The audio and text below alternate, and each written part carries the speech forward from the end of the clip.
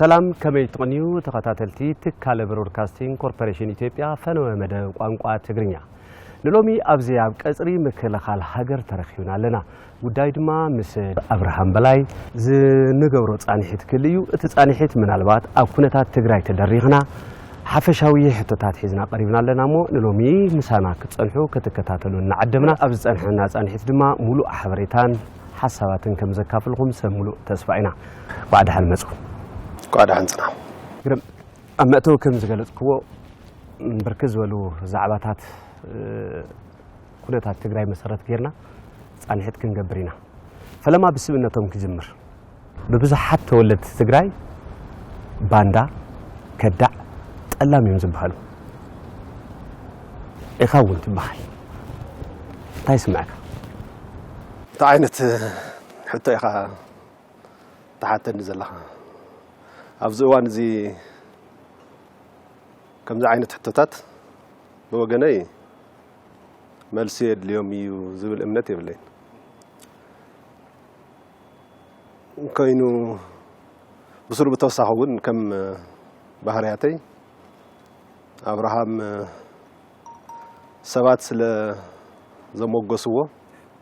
ስለ ዝደገፍዎ መቕታ ዝስምዖ ስለ ዝነቐፍዎን ዝፀረፍዎን ከዓ ካብ ዓላምኡ ንድሕሪት ዝብል ሰበይ ኮንኩን እሞ ብዙሕ የጨነቐኒ እንት ከምዚ ዓይነት ነገራት እዚ ጉዳይ እዚ ንዓይ ብዙሕ ትርጉም እውን ኣይህበንን እቲ ዝነበረ ኩነታት ትግራይ ኣይኮነን ዶ ፀርፍስ ካሊእ እውን ዝውሰኾ እንተኾነ ዝተሓዝ ነገር ኢለ ይኣምን ገገሊኡ እውን ስለ ዘቕረበ ናተይ ወገን ኢሉ እውን ስለ ዝኣመነ ይመስለኒ እቲ ጉዳያት ብኡ ደረጃ ዝግለጽ ዝነበረ ንግግራት ማለት እዩ ብስሩ ግን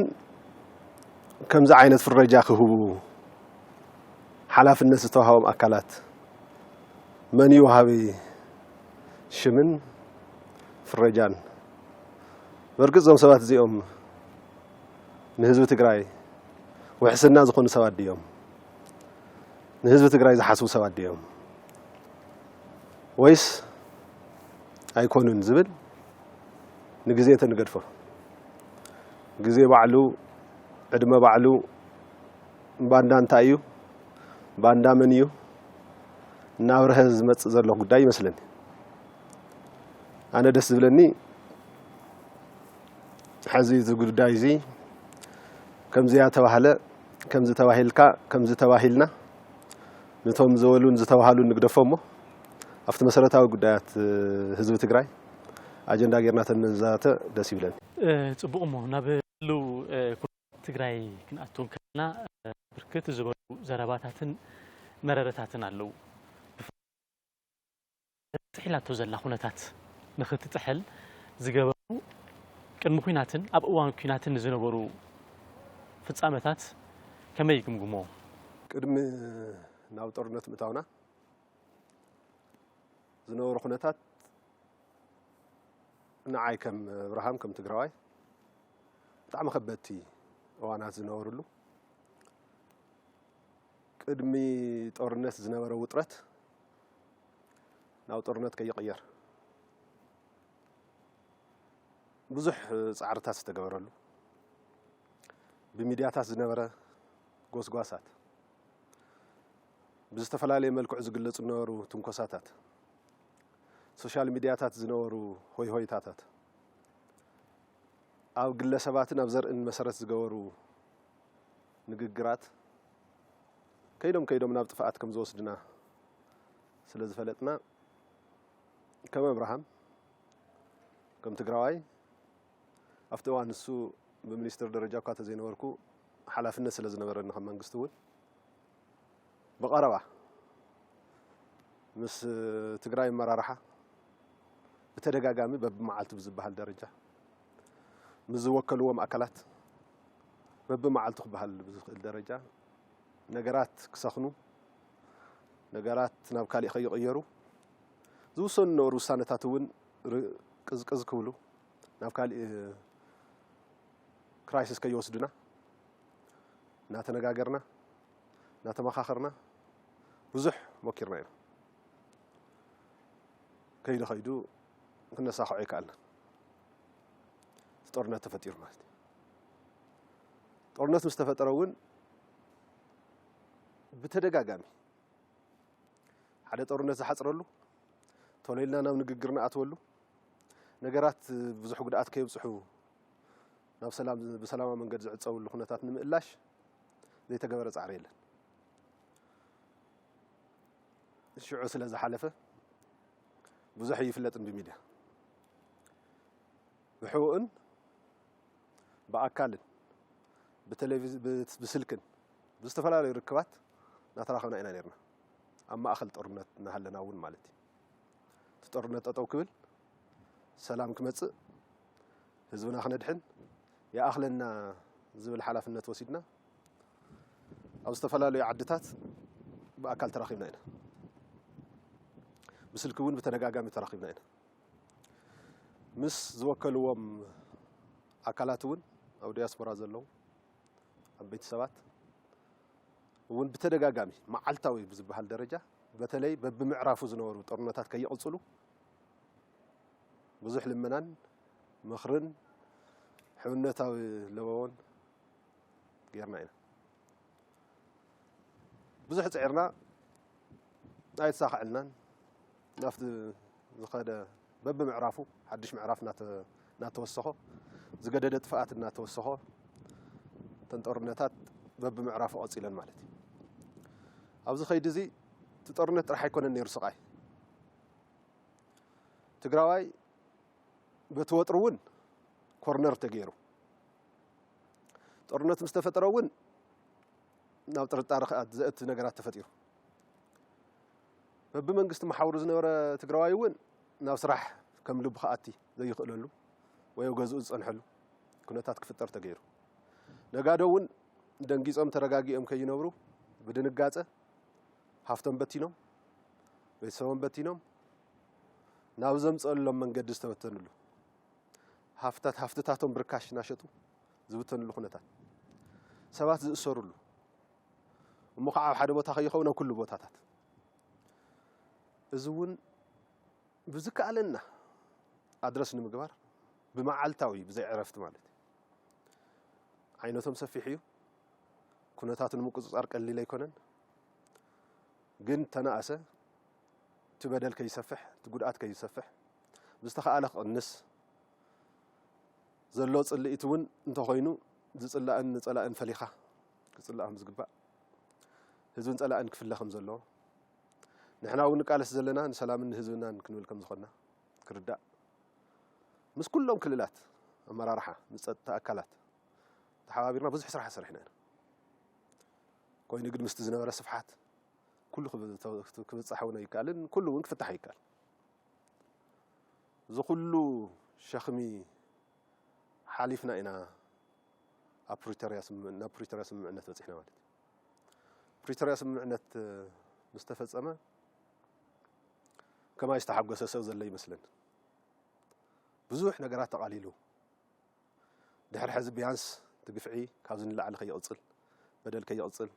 صقمات كيقصلو حزب تግራይ سلاماوي نفاس كتنفس زخل العدل تفطيرو زول امنت ስለዚ حاسكو قمت تستوسو توم ناي فيدرال توكلت خويدم فريمم زمص اكلات ناي سلام جغنات يقوم الى او ايربورت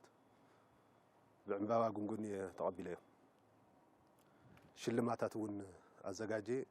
ኦፊሻል ዲነር ፕሮግራም ድራር ፕሮግራም አዘጋጅና አመስጊና የሚና እዚ ሁሉ ዝግበር ዘሎ ትዝነበረ ሸኽሚ ስለዚ ፈልጠይ ከማንም ለላዕሊ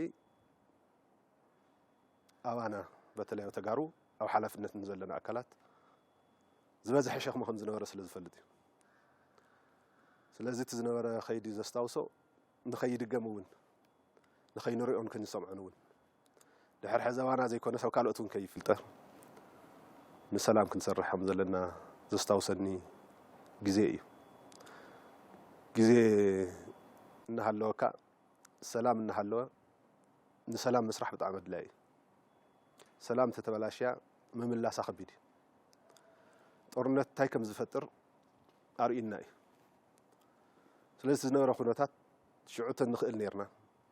ተመጀመርያ እኳ ተዘይከኣልና ፍቲ ኸልኣይ ምዕራፍ ፍቲ ሳልሳይ ምዕራፍ ተጠምዋል ስኽኒ ኢልና ምርግጋእ ምስ መማዕቲ ንፈጥር ነርና ክንደይ ህይወት መድሓና ነርና ኢለ ይኣምን ብዝኾነ በዚ እየ ዘስታውሶ ንምዃን ስምምዕነት ፕሪቶርያ ቦትኡ ኢልካ ዶ ትሓስብ ምናልባት ብዙሓት ወገናት ብዙሓት ተስፋታት ሂሞም ተሪፎም እዮም ዝብል ሓሳባት ካብትን ይመዓሉ ነዚ መርኣያን መርትዑን ዝኾኑ ብዙሓት ነጥብታት ምቕማጥ ይከኣል ኣብ ንገብሮ ቃልሒት ሓደ ብሓደ ክዝርዝሮም እዮም ሰለማ ምናልባት ካብቶም ናይ ስምምዕነት ፕሪቶርያ ዝእዞም ነጥብታት ሓደ ኣብ ትግራይ ዘለው ሓደሽቲ ይኹኑ ነባራት ውድባት ፖለቲካ ዘሳተፈ እንኩላይ ነታ ሃገር ዝመርሕ ዘሎ ገዛኢ ውድብ ወይ ፓርቲ ብልፅግና ዘሳተፈ ኩሎም ዘካተተ ጊዜያዊ ሽግግር መንግስቲ ክጣየሽ ኣለዎ እዩ ዝብል መንግስቲ ፌደራል ግን ነዚ ገዲፉ ከም ምርጫ ድዩ ወይ ዝፀንሐ በደል ትግራይ ንምቕፃል ብዝብል ስምዒት ግልፂ ብዘይኮነ መልክዑ ህወሓት ዝመርሖ ዘዕብልሎ መንግስቲ ክጣየሽ ተገይሩ እዚ ንምንታይ ትመርጽ ፕሪቶርያ ንስምምዕነት ኣቦትኡ ኣሎ ዶ ዝብል ነገር ምርኣይ ንብዙሕ ነገር ኣድላይ እዩ መጀመርያ ተተሓሳስባ ፕሪቶርያ ኩሉ ፀገማት ትግራይ ይፈትሕ እዩ ኢልካ ምውሳድ እንተሃልዩ ጌጋ እዩ ፕሪቶርያ እንተን ዝተቐመጣ ፕሪቶርያ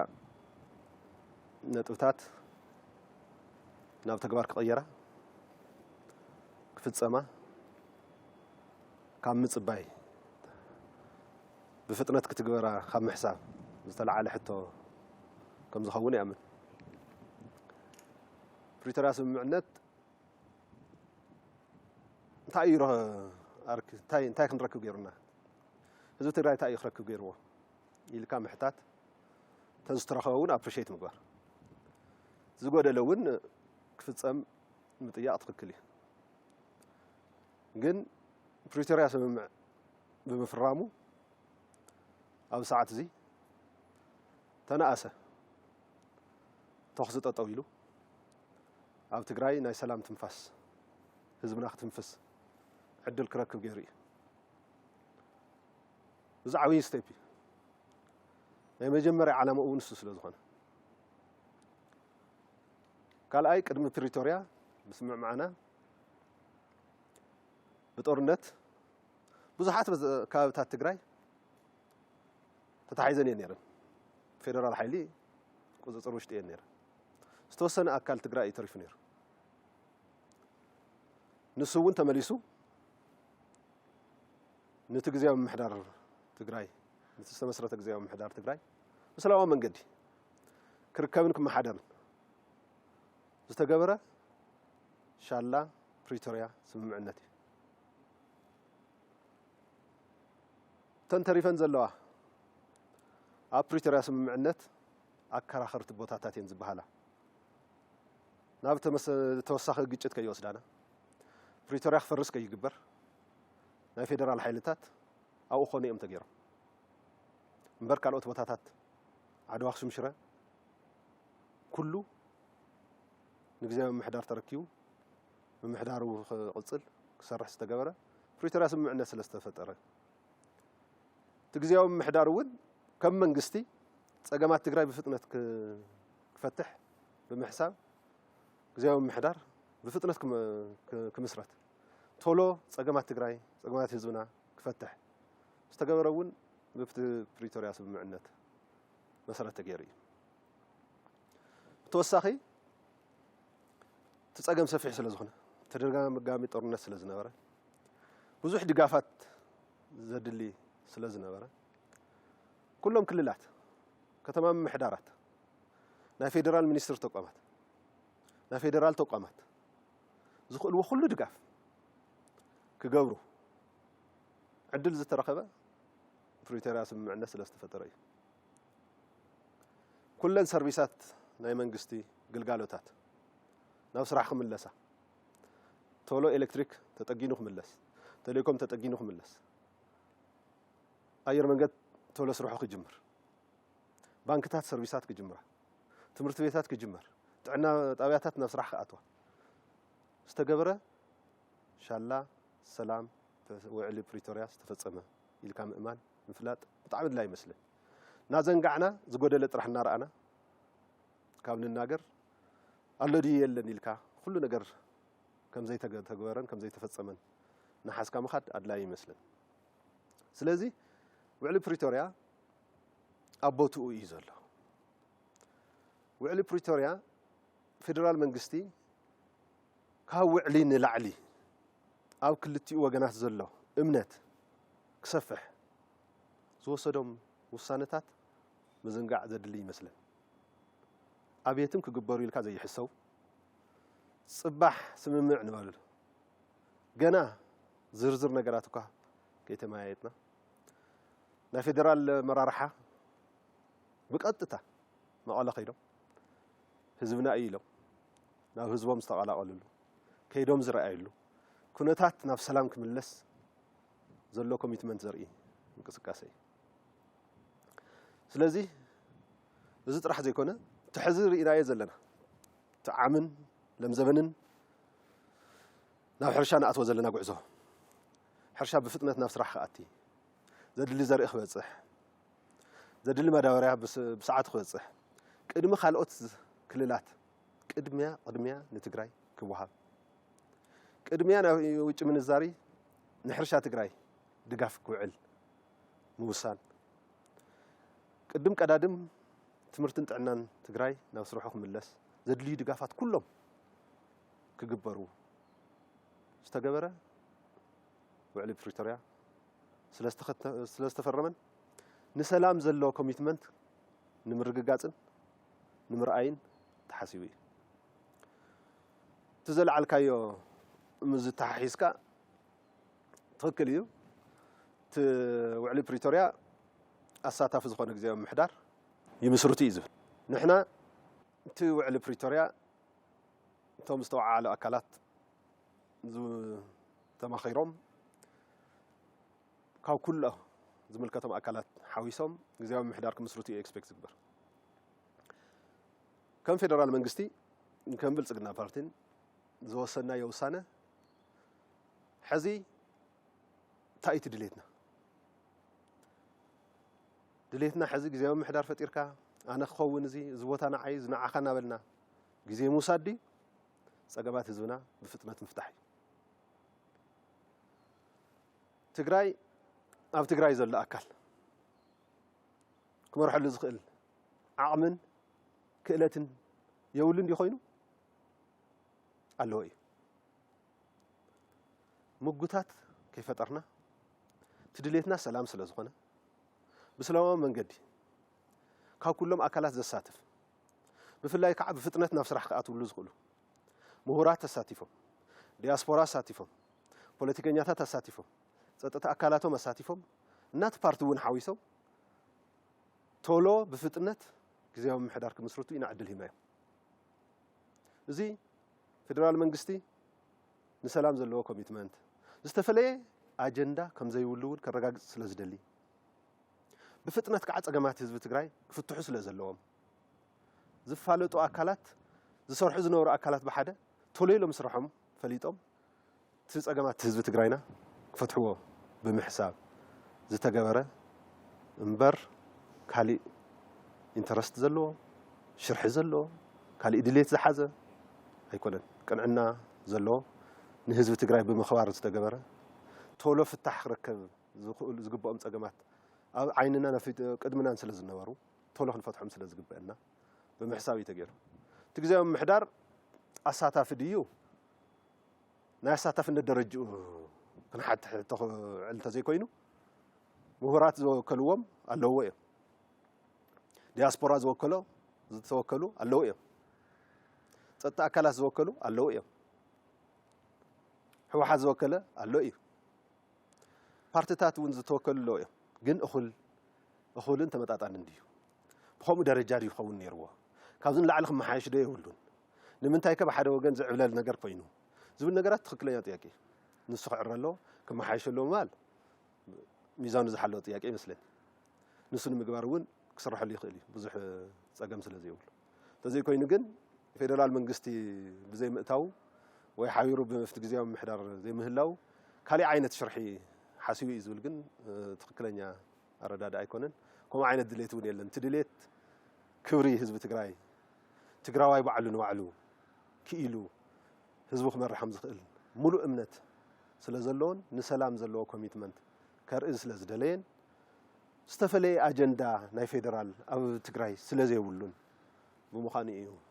ክፍለጥ ዘሎ እቲ ፖይንት ማለት ካብ ምዕራብ ትግራይ ይኹን ካብ ደቡብ ትግራይ ብማእት ኣሻሕ ዝቁፀሩ ተመዛበልቲ ፍቁዶ ኣብያተ ትምህርቲ ተፅኢሎም ስቅያቶም ካብ ዕለት ናብ ዕለት እናዛየደ ብዘለሉ ግዜ ንምንታይ ስቕታ ተመሪፁ ስቕታ ኣይኮነን ዶ ዝተመዛመለ ህዝቢ ዓብይ ጉዳይ ሒዝካስ ካልኦት ጉዳያት እውን ስቕታ ኣይተመረፀን ዘንጊዕ እዩ ትክክል ውሽጥኻ ዝጎድእ ነገር እዩ ብጣዕሚ ብፍላይ ከዓ ወለድና እዮም ኣሕዋትና እዮም ኣዴታትና እየን ኣሕዋትና እየን ፀገም ገጢምዎን ዘሎ ማለት እዩ ከቢድ ነገር እዩ ኣብ ማንም ዜጋ ክፍጠር ክትሪኦ ዘይትምነዮ ነገር ይገጢምዎ ዘሎ ህዝብና እዚ እናሃለወ ስቕታ ዝመርፅ ኣካል ዝሓመመ እንተዘይ ኮይኑ በአና ደረጃ ስቕታ የለን ዕረፍቲ እውን የለን እንታይ ኢና ጌርና ጽባሕ ስምምዕ ፕሪቶሪያ ናይ መጀመርያ ኣጀንዳና ቶሎ ህዝብና ናብ ገዝኡ ንመልሶ እዩ ናብ መረበቱ ንመልሶ እዩ ካሊእ ኣጀንዳ ነርክበሉ ኢና ህይወት ህዝቢ ይድሓን ሰብኣዊ መሰል ህዝቢ ይረጋገጽ ሕገ መንግስታዊ መሰል ናይ ህዝብና ይረጋገጽ ናብ መንበሩ ናብ መሬቱ ናብ ገዝኡ ይእተ ካሊእ ድሕሪኡ ነርክበሉ ኢና ኢልና ጽባሕ ፕሪቶሪያ ናይ መጀመርያ ኣጀንዳናን ክሻዕ ሎሚ ዕረፍቲ ዘይህበና ዘሎ ኣጀንዳና ናይ ተመዛበልቲ ናብ ገዝኦም ናይ ምምላስ ጉዳይ ከም ተስተኽስዎ ዓመ ቅድሚ ሰነ ክረምቲ ከይርከበ ክምለስ ኣለዎ ተመዛበሊ ናብ መረበቱ ካብ ኩሉ ካብ ደቡብን ካብ ምዕራብን ትግራይ ዝተመዛበለ ናብ ቦትኡ ክምለስ ኣለዎ ክምለስ እንተኮይኑ ከመይ ይምለስ ድሕንነቱ ከመይ ይረጋገጽ ከጋጥሞ ዝኽእል ፀገማት ምን እዩ ክፈትሐሉ ዝብሉ ሕቶታት ተላዒሎም እዚ መሰረታዊ ፕሪንሲፕላት ተቐሚጥና ንምንታይ ኢና ይመለሱ ዝብል ዘለና ከመይ ኢሎም እዮም ክምለሱ ንደሊ ዘለና ዝብል ጉዳይ ናይ መጀመርያ ጉዳይ ውዕሊ ፕሪቶሪያ ተመዛበልቲ ናብ ገዝኦም ክምለሱ ኣለዎም እዩ ካልኣይ ጉዳይ ሕገ መንግስታዊ መሰሎም እዩ ናይ ማንም ዜጋ ሳልሳይ ሰብኣዊ መሰሉ እዩ ራብዓይ እዞም ዜጋታት እዚኦም ናብ መረበቶም ክምለሱ ከለዉ ብሰላማዊ መንገዲን ድሕንነቶም ብዘረጋግጽ መንገዲ ክፍጸም ኣለዎ እዩ እምበር እናተዋጋእኻ ኣይኮነን ወይ ናሞቱ ይኮነን ክራይሲስ ናብ ፕሪቶሪያ ስምምዕ ብዘፍርስ ኣካይዳ እውን ኣይኮነን ኣብ ፕሪቶሪያ እኮ ኣከራኻሪ ቦታታት ተባሂሎም ዝኣተውሉ ምኽንያት ካልኦት ቦታታት ኣከራኻሪ ስለ ዘይኮኑ እዩ ኣከራኻሪ ቦታ ስለ ዘሎ እዩ ተዘይህል ነይሩ ኣብ ፕሪቶሪያ እውን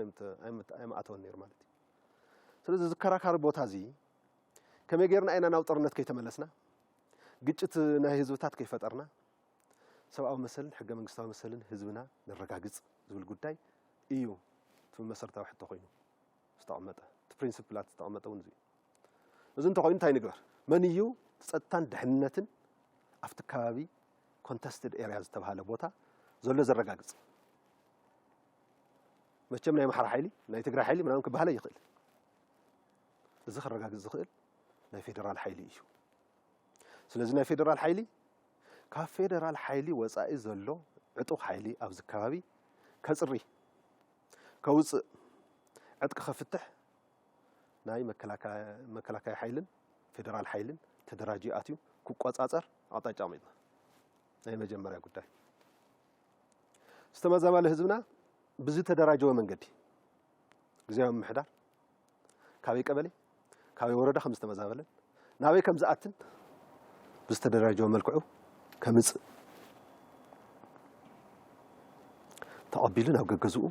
ብሰላማዊ መንገዲ ከኣቲ ናይ ፌደራል ጸጥታ ኣካላት ከረጋግጹሉ ድሕነቱ ክግበር ኩሎም ዝተፈናቐሉ ኣካላት ሰባት ከየንጠባጠው ናብ ገዝኦም ክምለሱ ዕጥቂ ዝሓዘ ሓይሊ ግን ከይህሊ ካብ ፌደራል ወፃኢ ግጭት ከይፍጠር ተባሂሉ እዩ ኣቕጣጫ ተቐሚጡ ናይ ፌደራል ጸጥታ ኣካላት ብቐጥታ ናብ ስራሕዮም ኣትዮም ብጽባሒቱ እቅድ ኣውፂና ስምሪት ሂብና ሓይሊ ደራጂና ኢና ናብ ስራሕ ኣቲና እዚ ኣቕጣጫ እዚ ተታሒዙ ህዝቢ ናይ ምምላስ ከይዲ ግን ኣይተፈጸመን እቲ ምምላስ እንተተኸኢሉ ተመሊሱ ከመይ ይመሓደር እንተተመሊሱ ናይ መጀመርያ ጉዳዩ ምምሕዳር ናይ ምምራጽ ናይቲ ማሕበረሰብ ጉዳይ ቀበሊኡ ባዕሉ ይምረጽ ትኡ ዝነበረ ማሕበረሰብ ትኡ ዘሎ ማሕበረሰብ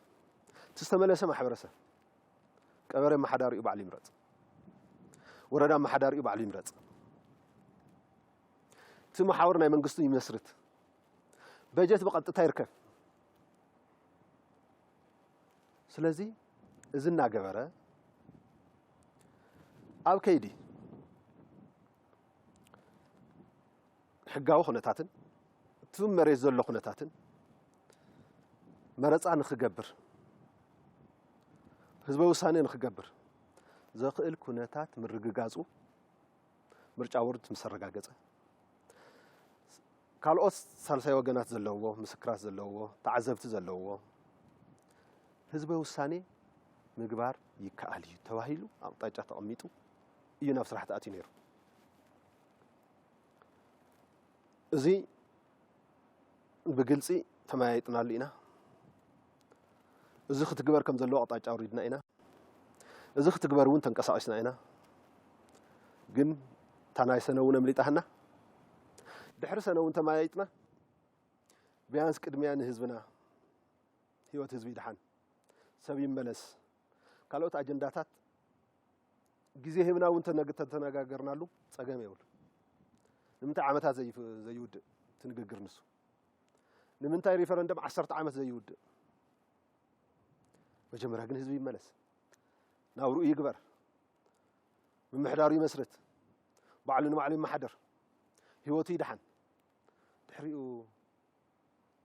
ይምልከተኒ ዝበሃል ጥያቄ እንተስ ናይ መሬት ጥያቄ ኾን ይኽእል እዩ ናይ ምምሕዳርን ቦታን ጥያቄ ናይ ባዕሉ ጥያቄ እውን ክኾን ይኽእል እዩ እንተሃልዩ በቲ ሕገ መንግስታዊ መንገዲ ፍታሕ ክረክብ ንሱ ክረክብ ከዓ ክውስነሉ ዝኽእለሉ ግዜን ኩነታትን ሕጋዊ መሰረትን ምስ ተረጋገጹ ይገበር ኢልካ ናብ ተግባር ምእታው ሕኹትኩት ዝበሃል ዘሎ ክሳብ ሕዚ ዘይተፈጸመ እዚ ክፍተታት እዚ ውሳነታት ናብ መሬት ምውራድ ስለ ዘይተኻእለ እዩ እምበር ሓንቲ መዓልቲ ብዛዕባ ተፈናቐልቲ ተመዛበልቲ ህዝብና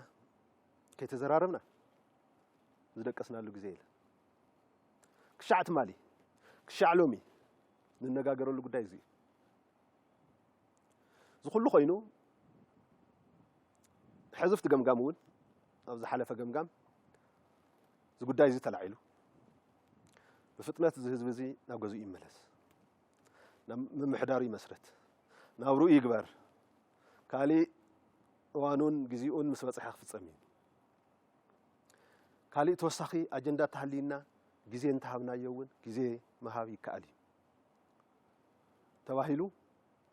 ፍታሕ ዝረኸበሉ ኩነታት ንምፍጣር ኣቅጣጫታት ተቐሚጦም ኮሚቴ ተፈጢሩ ከይዲ ክሳብ ሕዚ ዘለዎ ፀገማት እውን ተገምጊሙ ብፍጥነት ናብ ተግባር ንምእታው ኣቅጣጫ ተቐሚጡ ኣሎ ንሱ ናብ ተግባር ንኽንኣቲ ንፅበ ኣለና ማለት እዩ ስለዚ ድሕሪ እቲ ገምጋም እውን ቅድሚ ገምጋም እውን ሓንቲ መዓልቲ ሱቕ ይበልናን ሱቕ ዘብል ጉዳይ እውን ስለ ዘይኮነ ካሊእ ፖለቲካል ኣጀንዳ እውን ክሕወሶ ስለ ዘይብሉ ጉዳይ ሕገ መንግስትን ሰብኣዊ መሰልን እውን ስለ ዝኾነ ጉዳይ ፕሪቶሪያ ስምምዕነት ናይ ምፍፃም ጉዳይ እውን ስለ ዝኾነ እዚ ወሲድና ብፌደራል መንግስቲ ዘሎ ኮሚትመንት ብዚ ደረጃ እዚ ዝግለጽ ናይ ፌደራል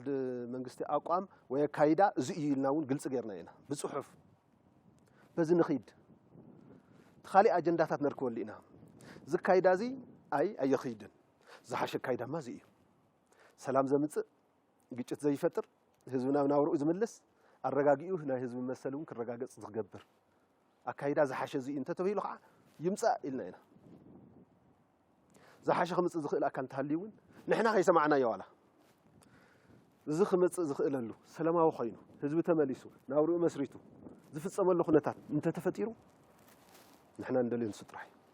ዝተፈለየ ካሊእ ኣጀንዳ ስለ ዘየለ ኢልና ተነጋጊርናሉ ኢና ስለዚ ኣብ ከይዲ ሕዚ እውን እቲ ናይ ፌደራል መንግስቲ ዘቕመጦ ኣቕጣጫ ግልጽ እኳ እንተኾነ በቲ ኮሚቴ ኣቕጣጫ ዝተዋሃበ ስለ ዘሎ ናይ ሓባር ኮሚቴ ዝተቋቋመሎ ንሱ እቲ ከይድታት ገምጊሙ ክሳብ ሕዚ ዘሎ ካይዳታት ርኢዩ ዘስማዕምዕ ዝሓሸ ነገር እንተሃልዩ እውን ኣምፅኡ ወይቲ ዝነበረ ካይዳ ትኽክል ኢሉ ኣረጋጊፁ ከምፅእ እዩ ንሱ ከዓ ናብ ተግባር ክንኣትዎ ኢና ማለት እዩ እንተዘይኮይኑ ግን ብፌደራል መንግስቲ ዝተዘንግዐ ኮነ በተለይ በኣይ ከም ኣብርሃም ከም ትግራዋይ ካብዚ ንላዕሊ ኣጀንዳ ክገብሮ ዝኽእል ኣብዚ ሰዓት እዚ ዝሓስቦ ጉዳይ የብለይን 24 ሰዓት ሓሳበይ ንሱ እዩ ህዝበይ ተመሊሱ ከይረኣኹ ዝዓርፈሉ መዓልቲ ኮነ ደቂቓ ዝህሊ ይመስለኒ ፌደራል መንግስቲ ዝፈቐደ ብዝመስል መልክዑ እንደራ ጽንፊ ዝሓዝዎ ክረርቲ ዕጡቓት ተምሓራን ከምኡውን ወራሪ ሰራዊት ሻዕብያ ብርክት ዝበሉ ካብታት ኣብ ዝገበተሉ ግዜ ከበታት ዘላንበሳ ሙሳድ ይከኣል ኢሮፕ ሙሳድ ይከኣል ንዘበናት ዘዋጥጥ ዝነበረ ጉዳይ ባድመ እውን ሙሳድ ይከኣል ኮታስ ብርክት ዝበሉ መሬታት ትግራይ ኣብ ዝተባሓቱሉ ኣብ ዝተወረረሉ ግዜ እዚ ፍታሕ ክመጽእ መንግስቲ ዘይሰርሐሉ ምክንያት እዩ ከምቲ ዓንተወ ዝበልኩኻ እቶም ኣከራኸርቲ ዝበሃሉ ቦታታት እንተዘይኮይኑ እቶም ካልኦት ቦታታት በተለይ እቲ ምስ ኣምሓራ ሓይሊ ዝተታሒዙ ዝለዓል ጉዳይ ናይ ውሽጣዊ ጉዳይ እውን ስለ ዝኾነ ኣብቲ ኮንቴስትድ ዝበሃል ኤርያ ዘለው እቲ ቅድም ዘቕመጥክዎ ኣቕጣጫ እዩ መፍትሒ ዝህቦ ኣብዚ ከባቢ እዚ ማንም ዝተዓጠቐ ሓይሊ ካብ ፌደራል ሓይሊ ውጪ ከይህሊ ፌደራል መንግስቲ ሓላፍነት ወሲዱ ይሰርሕ ኣሎ እዚ ክፍፅሞ እዩ ስለዚ ተን ንብለን ዘለና ኣከራኸርቲ ሓይልታት ኣከራኸርቲ ቦታታት ዘለው ናይ ኣምሓራ ሓይሊ ዝበሃል ምንታይ ቋንቋ ከም ዝግለጽ ትክክለኛ ቋንቋ የድልዮ እዩ ናይ ኣምሓራ ሓይሊ ድዩ ክበሃልስ ዕጡቕ ሓይሊ ብቻ ካብ ፌደራል ወፃእ ዘሎ ዕጡቕ ሓይሊ ኣብቲ ኮንቴስትድ ኤርያ ክወፅእ ፌደራል መንግስቲ ሓላፍነት ወሲዱ ይሰርሕ ኣሎ ናይ ውሽጢ ጉዳይና ስለ ዝኾነ ካብዚ ወፃኢ ቅድሚ ፕሪቶሪያ ብዙሓት ቦታታት ትግራይ ሓይሊ ሻዕብያ ኣትይዎ ነይሩ እዩ ድሕሪ ፕሪቶሪያ መብዛሕትኡ ቦታታት ክወፅእ ተገይሩ እዩ ሕዚ እውን ዝተረፉ ቦታታት ኣለዉ ኣብ ገምጋም እውን ርኢና ኢና ኣብ ገምጋም ምስ ረኣናዮ ተንተሪፈን ዘለዋ ቦታታት ኣብ መሬት ወሪድኩም ካብ ክልቴና ካብ ፌደራልን ካብ ክልልን ሰብ መዲብና ኣብ መሬት ኣይነን ቀበሌታት እየን ሕዚ እውን ኣይነን ቀበሌታት ትግራይ ኣይኑ መሬት ሃገርና እዩ ናይ ሻዕብያ ሓይሊ ዘለዎ ኣጻሪኹም ብዝርዝር ይቕረብ መፍትሒ ክንህቦ ኢና ኢልና ንሰርሕ ኣለና ኢና ስለዚ ገደፍናዮ ኣጀንዳ ዝበሃል የብልናን ኩሉ ንሰርሐሉ ኣለና ኢና ንኩሉ ከዓ መስመር ክሕዝ እዩ ዝብል እምነት እዩ ዘለኒ ብኡ ንሰርሕ ኣለና ኢና ግርም ምናልባት ሕዚ ኣጋጢሙ ዘሎ ትግራይ መስካሕክሕን መሰከፍን ዝኾነ ድርቂ ኣሎ ምናልባት እዚ ድርቂ እዚ ካብ ፌደራል ዝተወከሉ ተወከልቲ ህዝቡን ከይዶም ዝረአይሉ بعينهم زمسكرلو ጉዳይ ሰብአዊ መሰል ኢትዮጵያውን ነዝ መሰረት ገይሩ መግለጽ ዘውጸሉ አመና ዘሰክፍ ድርቅ በትግራይ ጓን ይፈሎ ዝብለሎ ምናልባት ከም ሓደ ናይ ፌደራል በዓል መዚ በዓል ስልጣን ፈጻሚ ስራሕ ውድብ ብልጽግና ነዝ ኩነታት እዚ ከም እዮም ዝሪኡ ዓሚ ብንደልዮ መልክዕ ዝናብ ማይ ዘይረኸብናሉ እዋናት እዩ أو حدا بوتاتات كعا انتن كرأي زنبرا فريات ون بامبطا سألنا له جزئي أبو زحات بوتاتات ون جبارنا ترجاجيو ملؤ بملؤنا حرشة زقات ولو هنا تاسل زي نبرا تحز له درك أسكافي نخبيد دركي تدرارا بسلوز خنت سك سلازي بس نورمال زتلمد عينت ناي دقاف سرعات بيتشا فتح يركبي لك مزنقع يدل مر رأت أصل زي كده يكون بفيدرال كونه بأجرح أكلات نتقرأ كبس حزق بقى رداءتها يبصح لي بقصر ون يفلتي أزي أخل ديو مستبصح يزول لصقم دركي الكاميرا أي بتعمد لاي تعينت انترفنشن كيدلي توسخ انترفنشن زولون مفلات يدلي تزبصح يزول دغافاتك نتي أب دركي صقم بصح يوزول أكل يبصح لدي يبصح نلكم مرغغاص يدلي فيدرال منغستي كم تزول كوي عنتو أب تግራይ ድርቅ ጥራሕ ዘይኮነስ ቀዲሙ ብዝተኻለ መጠን ኩለና የፌደራል ተቋማት كلهم منيستر مسرا بيتات كلهم كللات نتقراي دقاف كقبرو تولو تقراي كتحوي زخلو اللي خنتات نمفتار معالتاوي نقرقرنا راح زي كونس اعطاجاوني بخور طالع مستر استها كلير اقطاجاي بايزو كلير زتخاله كله قبرو يتبايل نعو ين حد منيستر مسرا بيت اب تقراي ناخذ دقاف زغبرا زلوا موياو دقاف نواتاو دقاف زغبر زلو ማለት ግን ትበጽሕ ዘሎ ድርቂ በዚ ጥራሕ ዝምለስ ዲዩ ክልተ ነገር ወሲና ናቅጣጫ ንሂብና ኢና ሓደ ኣብ ትግራይ ዘሎ ድርቂ በቲ ዘሎ ድጋፍን በቲ ዝሞቻቸ ዘሎ ድጋፍን ብቻ ክድሕን ዝኽእል ነገር ዲ ናብ ካሊእ ጸገም ይኸይድ እንዲ ቀጻልነት ዘይብሉ ክንገብሮ ቶሎ ክነድሕኖ ዝኽእለና መንገዲ ቶሎ ኢንቨንተሪ ይስራሕ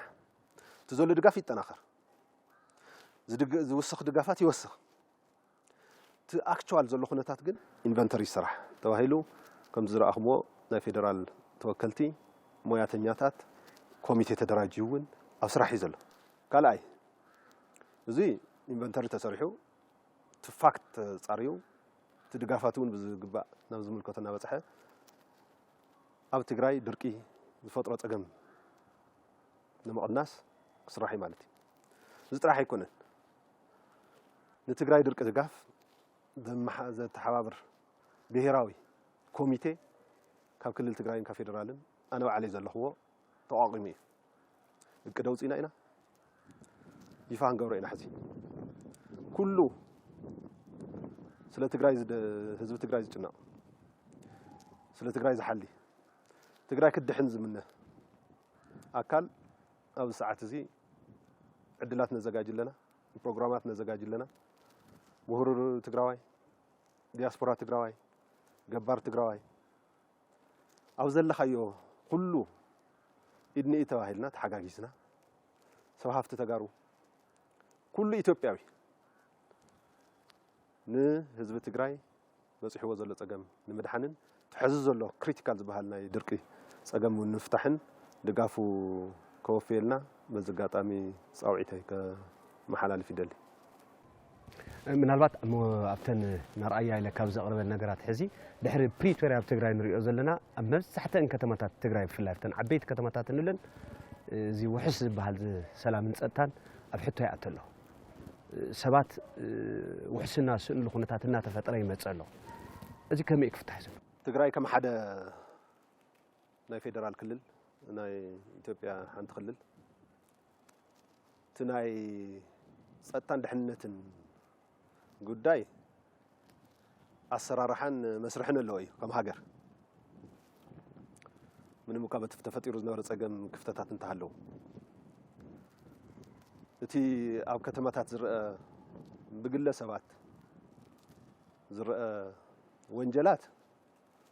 በቲ ምምሕዳር ኣቢሉ ፍታሕ ክወሃቦ ዝግብኦ ጉዳይ እዩ ከምቲ ዝበልኩሞ እዩ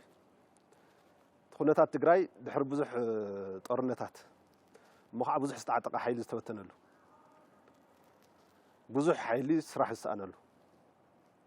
ብዙሕ ጉዱእ ዘለዎ ኣብ ጸገም ዝወደቐሉ ኩነታት ስለ ዘሎ እቲ ናይ ወንጀል ዓይነቱ ሰፊሕ እዩ ግለሰባት ሰብ እናወቕዑ ንብረት ዝምንጥልሉ ገዛታት ዝዝረፍሉ ሰባት ንእሽተይ ተጸልሚቱ ዝድንግጹሉ ተረጋጊኦም ምንባር ስግኣት ዝኾነሉ ኩነታት ይረአ ኣሎ እዩ እቲ ወንጀል ዓይነቱ እውን ሓደ ዓይነት ስለ ዘይኮነ ገገሊኡ ናይ ኢኮኖሚ ኣሻጥር ዝሓዘ ዝተቐናጀየ ዝርፍያ ሰባት ዝጭወይሉን ዝጠፍኡሉን ብዙሕ ነገራት ዘካተተ ስለ ዝኾነ መጽናዕቲ ተኻይድሉ ዝተናበበ ዘመቻ ናብ ምግባር ንኣትወሉ ግዜ ክህሊ እዩ ኣብ ሓፂር ግዜ እዚ እቲ ዘሎ ናይ ፖሊስ ናይ ክልል ፖሊስ ስራሕቲ ናይ ጸጥታ ኣካላት ስራሕቲ ክጠናኸርን ኣድላይ ድጋፍ እንተድልዩን ብፌደራል ክግበረሉን ክንሰርሕ ኢና ካልኣይ ብፌደራል ዝምልከት ብፍላይ ድማ ሕዚ ዝረአ ዘሎ ብትግራይ ወንጀል እቲ ዝተናበበ ዝተኣሳሰረ ቡድናዊ ትሕዝቶ ዘለዎ ካብ ድንበር ተሻጊሩ እውን ዝሓልፍ ናይ ዘረፋ ሃፍቲ ዘረፋ ስራሕቲ ንትግራይ ጥራሕ ዘይኮነ ንሃገር ሓደገኛ እዩ ናይ ኮንትሮባንድ ስራሕቲ ብጣዕሚ ሰፊሕቲ እዮም ወርቂ ተዘሪፉ ንህዝብና ብዘይጠቅም መንገዲ ዝተወሰኑ ኣካላት ጅቦኦም ዝመልእሉ ወይ ደግሞ ዝርብሕሉ ኩነታት ብዝፈጥር መንገዲ ጸገማት ትግራይ ብዝፈትሕ ዘይኮነስ ብዘጋድድ መንገዲ ወንጀላት ዝሰፍሕሉ ኩነታት እዩ ዝረአ ዘሎ ከምዚኦም ዝኣመሰሉ ዝተኣሳሰሩ ቡድናዊ ትሕዝቲ ዘለዎ ሃፍቲ ትግራይን ሃፍቲ ሃገርን ኣብ ምዝራፍ ተሰማርዮም ዘለዎ ኣካላት ግን ናይ ፌደራል ኣካል ስራሕ እውን ስለ ዝኾነ ናይ ፌደራል ስራሕ ኣካል ክብል ከለኹ ናይ ፌደራል ድሕንነት ናይ ፌደራል ፖሊስ ኣድላይ ዝበሃል ቦታ እውን ናይ ፌደራል መከላከያ ሓይሊ ስራሕቲ ስለ ዝኾኑ እዚኦም እንተቐናጂና ሱቕ እንተልናዮም እውን ሓደገኛ ስለ ዝኾነ ኣብ ትግራይ ስርዓት ከይህሊ ዝገብር ስለ ዝኸውን ኣብ ትግራይ እቲ ዘሎ መንግስቲ ክዳኸም ዝገብር ስለ ዝኸውን ኣብ ትግራይ ናይ ዝኾኑ ቡድናት መንግስቲ ዝፈጥር ዓይነት ንመንግስቲ ዝናሓንሑ ወይ ደግሞ እኩል ዝገዳደሩ ኣካላት ዝፈጥር ነገር ስለ ዝኾነ ግዜ ከይሃብና መፍትሒ ክንእልሸሉ ኢና ክንሰርሐሉ ኢና እዚኦም ዝረኣዩ ዘለዉ ጸገማት እውን ክንፈትሕ ተናቢብና ምስቲ ግዜያዊ ምምሕዳር ብዙሓት ስራሓት ከም ንሰርሕ በዚ ኣጋጣሚ ክገልጽ ይደሊ